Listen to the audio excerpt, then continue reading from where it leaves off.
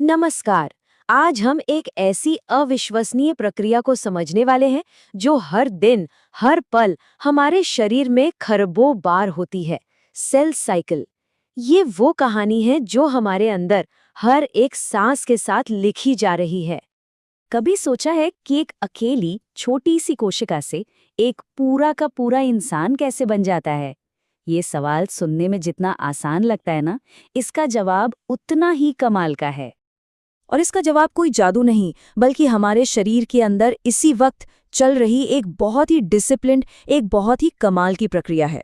ये कोई एक्सीडेंट नहीं, बल्कि एक तयशुदा प्रोग्राम है। तो चलिए इस सफर की शुरुआत करते हैं। देखते हैं कि कैसे एक कोशिका से जिंदगी बनती है। ये डिवीजन का यानी बंटवारे का वो फंडामेंटल रूल है जिस पर पूरी जिंदगी टिकी है। ये सोचकर ही हैरानी होती है ना? लेकिन ये बायोलॉजी का एक फंडामेंटल ट्रूथ है कि हर जीव, चाहे वो हाथी जितना बड़ा हो या एक चींटी जितना छोटा, अपनी जिंदगी की शुरुआत सिर्फ एक अकेली कोशिका से करता है। तो ये जबरदस्त प्रोसेस है क्या? इसे कहते हैं सेल साइकिल। सीधे शब्दों में कहें तो ये घटनाओं का एक तय सीक्वेंस है जिसमें एक सेल पहले बड़ा होता है, अपने जेनेटिक ब्लूप्रिंट मतलब डीएनए की कॉपी बनाता है और फिर दो नई डॉटर सेल्स में बट जाता है। ये समझिए कि सेल की जिंदगी का एक मास्टर प्लान है जिसे वो बिल्कुल परफेक्ट तरीके से फॉलो करता है। ठीक है, तो अब जरा इस मास्टर प्लान के अंदर झांक कर देखते हैं।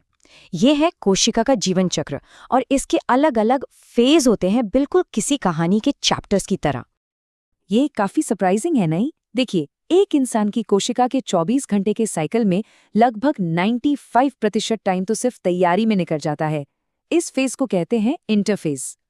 असली डिवीजन यानी एम फेज तो बस 1 घंटे से भी कम का होता है। इससे पता चलता है कि किसी भी बड़े काम के लिए तैयारी कितनी जरूरी होती है।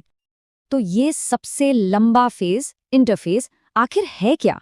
इसे आप मेन इवेंट से पहले की बैक स्टेज तैयारी समझ सकते हैं। यहीं पर सेल डिवीजन के लिए खुद को तैयार करता है। इसे ऐसे सोचिए जैसे कोई बड़ी पार्टी की तैयारी चल रही हो।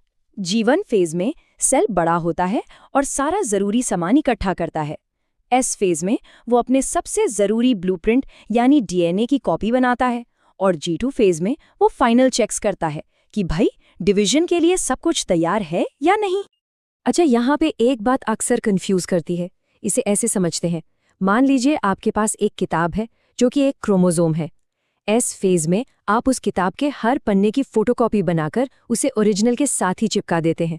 तो अब जानकारी यानी डीएनए तो डबल हो गया, पर टेक्निकली